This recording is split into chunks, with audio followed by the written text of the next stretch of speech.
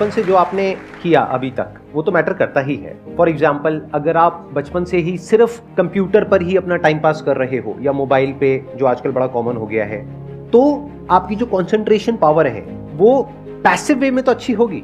यानी कि अगर कोई कंटेंट है उसको आप कंज्यूम कर रहे हो तब तो आपका माइंड वहां पर लग जाएगा, लेकिन जब खुद ध्यान लगाने की बारी आएगी तो आप नहीं लगा पाओगे। एक्टिव कंसंट्रेशन आप नहीं कर पाओगे। और वही आपका क्वेश्चन है कि जो अपनी एक्टिव कंसंट्रेशन पावर है उसको कैसे बढ़ाया जाए, यानी कि आप जब चाहे, जहां चाहे, जितनी देर के लिए चाहे उतनी देर के लिए अपना ध्यान लगा सके और जब चाहे वहां से ध्यान हटा सके। इसी को कहेंगे ना कि एक्चुअल में आपका जो ध्यान है वो आपके कंट्रोल में है। नहीं तो इतना कुछ है इस दुनिया में, वो तो सब खींचने के लिए तैयार बैठे हैं आपके ध्यान को, आपकी अटेंशन को। अगर फाइनेंशियली बात करी जाए तो आज की डेट में सबसे ज्यादा जो वैल्यू है वो आपकी अटेंशन की है। जितनी भी कंपनीज हैं उनके लिए सबसे इंपॉर्टेंट है आपकी अटेंशन।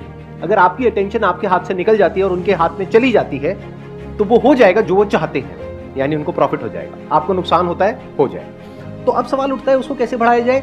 चेस बहुत अच्छा तरीका है उसको बढ़ाने का।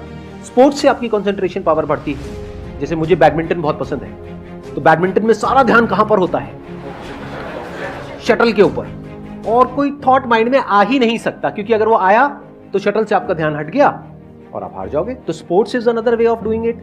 उसके अलावा जैसे इन्होंने बताया लिसनिंग, अगेन वेरी पावरफुल।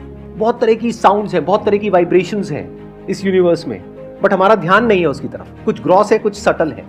तो जैसे जैसे हम सटल जाते हैं तो ऐसी बहुत सारी वाइब्रेशंस हमारी पकड़ में आती है जो नॉर्मली लोगों की पकड़ में नहीं आ पाती है। क्यों? क्योंकि उनका ध्यान दो जगह पे होता है, या तो इस दुनिया में जो कुछ हो रहा है वहां पे होता है, या फिर अंदर जो थॉट चल रहे होते हैं वहां पे होता है। इसके अलावा और कहीं नहीं होता है। तो उन वाइब्रेशंस को सुनने के लिए हमको कानों की भी जरूरत नहीं है। इवन विदाउट योर ईयर्स, अपने कान बंद करके भी आप सुन सकते हो उन साउंड्स को। तो शुरुआत वहां से करो। धीरे धीरे आप देखोगे आपका जो ध्यान है वो आपकी पकड़ में आने लग जाएगा।